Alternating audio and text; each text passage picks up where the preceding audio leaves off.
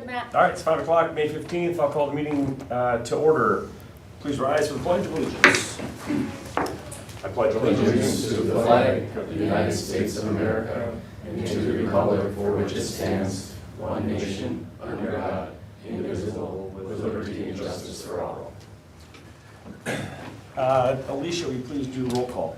Yes. Steve Bigelow. Here. Corey Miller. Here. Ian McDonald. Here. Lori Belarden. Here. Bruce Belarden. Here. Danny Erickson. Here. Matt Kukal. Here. District mission, core values, and protocol reminders are all listed. Please take a moment to review those. And when someone's ready, I'll take a motion to approve the agenda. So move. A motion by Lori to approve. Is there a second? Second. Any discussion? All in favor? Aye. Any opposed? Motion passes. Public comment, I received nothing. Alicia, did anything get handed to you? Nope. No public comment tonight. Item number 3, there was a request by Lori to have a quick discussion about moving our June 2nd work session. She is the delegate. She is the delegate at the CISA 11 convention that same day. Last year we did move the meeting. There was some emails with Shannon. The day after, Tuesday, the 3rd, there's some staff that has a conflict. There are items on the agenda, so they asked that we don't do it Tuesday. We could look at Wednesday, if that works for people's schedules. I know in the past we've allowed it because someone's not just missing a meeting; they are going to the CISA convention. So I think if we can move it, it'd be great. But it is just one member, so we still could have our meeting if it just doesn't work for everyone. Does anyone have a conflict with Wednesday, June 4th? I'm good. I'm good.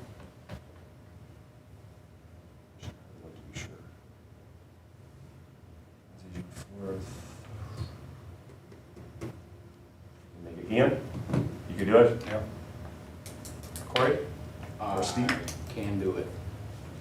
Sure. Okay, 6 o'clock? Yes. Okay, is there someone who wants to make a motion? I'll make a motion that we move the June 2nd work session to Wednesday, June 4th. A motion by Lori to move that date. Is there a second? I'll second. Second by Danny. Any discussion on that? All in favor? Aye. Any opposed? Motion passes. Our June work session will be on Wednesday, June 4th at 6 p.m. Thank you. All right, item number 4, presentation of district leadership profile report from HYA. All right, thank All you. yours. All right. So the report is in your board portal. I'm not sure if you had time to go through it or not, and I'm not going to spend a lot of time on it, but I want to walk you through the highlights and kind of go section by section how we have it laid out for you. These were comments that we heard from all the focus groups that we did. So in the report, we just start, it's up on the screen too. So we just start the report by kind of describing the district, and that's like your job posting, what was in the posting, so everyone can see, what the highlights of the district are. And then on page 4, there's a little chart there. That's from the survey. We took the graph from the survey, and looking at the quality of the district, rating it 1 through 5. You can see over half have had said it's either a 4 or a 5, so that's really good. And then you can see the questions that we asked in the focus groups. What are the strengths of the district? What are the challenges? What needs to be improved? And then what characteristics would you like to see in that next superintendent? And then on page 5, we list the number of focus groups that we did, and you can kind of see the makeup of those focus groups. And then we start with we break it down by section. So on the bottom of page 5, we list the parents first, and then we look for themes across that parent focus group of people saying the same thing. And the number one strength from that parent group was you have very dedicated and passionate staff.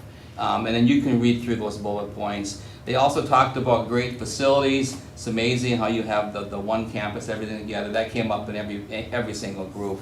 And then the opportunities for students. Being a small district, you have lots of opportunities for your students, and then you've got a great small town feel. So those are the strengths from the parents.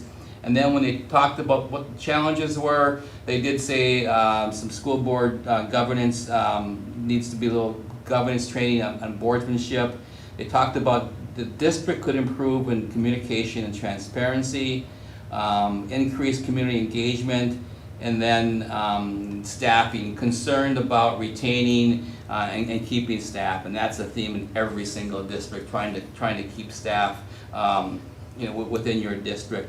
And then when you look at the characteristics of what they want for the next superintendent, again, we theme those, so there's really 5 areas. They want a relationship builder, student, staff focused, effective communicator, instructional leader, and then they want community engagement. Then we moved on to the staff. In the staff section, their strengths were a high level of commitment by the staff, a dedicated staff. The school district has a welcoming culture and within the buildings, and the safety and security are great. And then again, student opportunities were mentioned as a strength.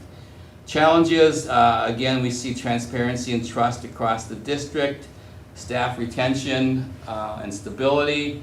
A little bit concerned about the financial outlook, school finance in general, what's going to happen down the road, is there going to be a need for an operational referendum, and then just the uncertainty of administrative turnover, and again, looking for that stability.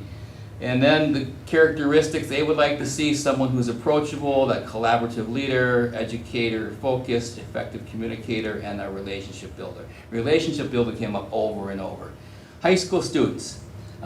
Students thought you have a very supportive, dedicated staff, involvement in connection. They like how the current superintendent was involved and was connected with the students. The students feel that they want to have a voice.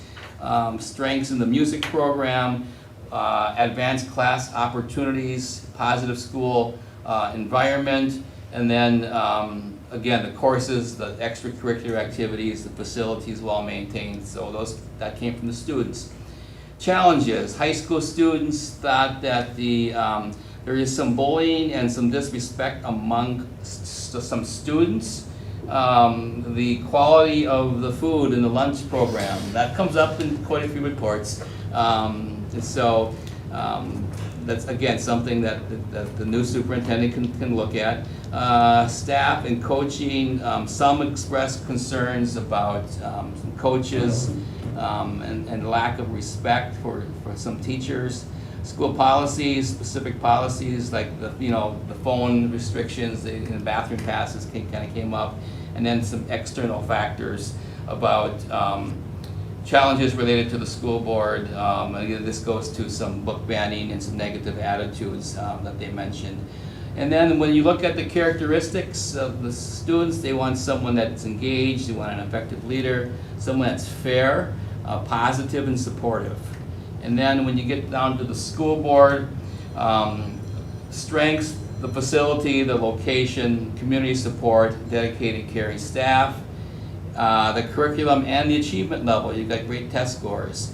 Challenges of the board, school culture was mentioned, again, long-term planning, budget concerns, that needs to get done.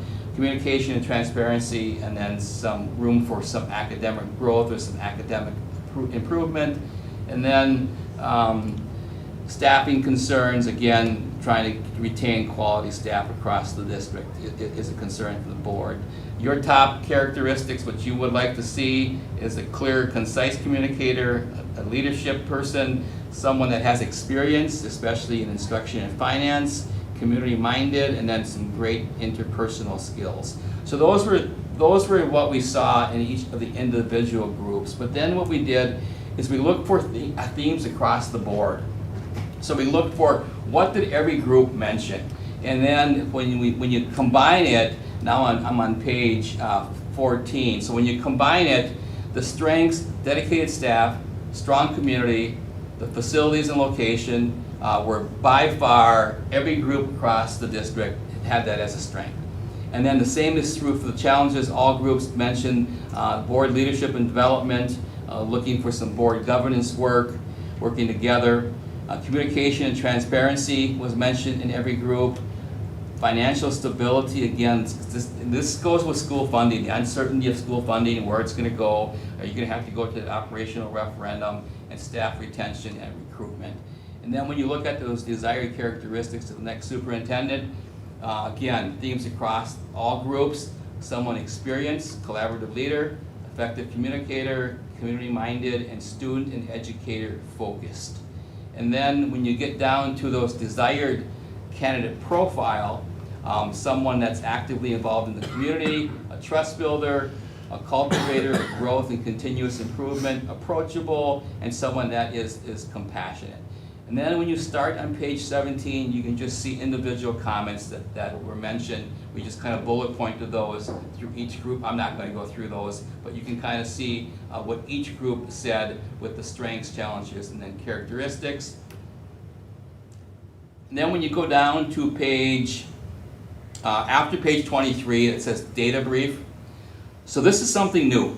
So that you're the first district that gets this.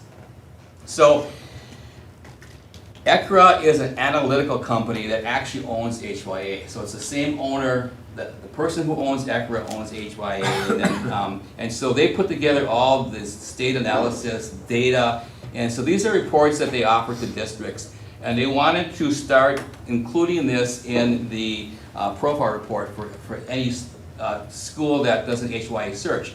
So your curriculum people and your principal are going to really like this piece of the report because it talks really about the reading scores, the state report card. It looks at all your proficiency, and again, you're going to want to have your administration kind of go through this. And this is just, they offer 2 reports. This is one of the reports they offer. It's comparing Somerset to the state. The second report they offer is you can choose up to 9 school districts, and you can do analysis between Somerset and 9 different school districts. And what most districts will choose is they'll take their conference, and then they'll take, if there's not 9 other schools in the conference, they'll take a couple of the other surrounding bigger districts. So in this case, you would take like Hudson and River Falls, just to kind of give you a comparison. But this is really good information for your principals, your curriculum person to have, to be able to go through and just kind of see where you line up versus the state. So again, this is just something a little bit extra that you're the first district to have this in their leadership report. So that's the report. Questions? We have an hour to review it. Yeah. Do we use this to build, or to write interview questions? We do. We Okay. use it to write interview questions, especially once you get, so when we're done here tonight, the goal is to come up with 6 individuals to interview. And then I'm going to ask you to email me 1 or 2 questions each for that first round of interviews, and you can do it based off the report. But for the final interview, we really try to get the board to have the 3 finalists do a presentation in front of the board. And then you can take some data from the report to come up with a theme for a presentation. So for example, Whitewater's final interview is next week. They have to go to an operational referendum, and so their presentation has to be on what would you do to get the word out, to educate the stakeholders in attempting to pass an operational referendum. And from start to finish, if it's an April referendum, what would your timeline be? Who would you involve? How would you do it? So they have 15 to 20 minutes to do that presentation in front of the board as part of their final interview. So you want to take something that's related to your district. Do they get access to this? Do you share that with each candidate? This becomes a public document after tonight. Yep, it goes So on your if they go website. and find it, that's on them, but you don't No, share. so what we do, it goes on our website, it goes on your website, and then the six people that you interview, we actually will send this to them, so they have it. Yep. Other questions?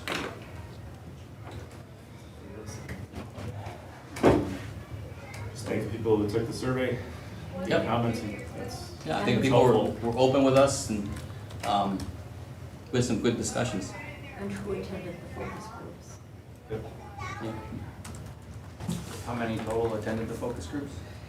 We don't have the total for the focus groups. We had over 230 for the survey. And for the focus groups, we probably had about 75. Well, if you count the students, maybe even a little more than that. We used to keep track of the numbers, but then we just listed groups now. So you get a pretty good turnout. The thing what I like about the focus groups, you know who's saying what. They're saying it to your face. They're there in person and they're talking, you're having a conversation. So those are the people who are serious about their district because A, they took the time to come to the focus group and they're being honest and transparent, good or bad. They want this district to thrive, they want this district to succeed. So, Do you know, based on survey, so you said 230 surveys? roughly, yeah. Do you know what, where would the average land? What should we have seen? Based on That's pretty population? high, yeah, that's pretty good for Okay. a small district. Okay. Yep, no, that's pretty good. Okay. Yep. Any other questions regarding this report? Do we know how many staff versus community members? You do, if you look at the survey, Okay. yep, it's in the portal, it's broken down by staff, support staff, certified staff, parents, students, yep, you can see the breakdown. Thanks. All right, if there's no other questions, I'll take a motion to adjourn into closed session pursuant to Wisconsin statute 19.85, subdivision 1, paragraph C, considering employment, promotion, compensation, or performance evaluation data of any public employee over which the governmental body has jurisdiction or exercises responsibility. And this is in regards to the superintendent candidate slate. Make that motion. Okay, Bruce will make the motion. Is there a second? I'll second. Corey seconds. Any discussion? Do we need a roll call vote to move in? Okay, so we'll do a roll call vote. Steve, let's start with you. Yes. Yes. Ian? Yes. Lori? Yes. Bruce? Yes. Ann? Yes. And myself, yes. Motion passes unanimous. We are now in closed session at 5:16.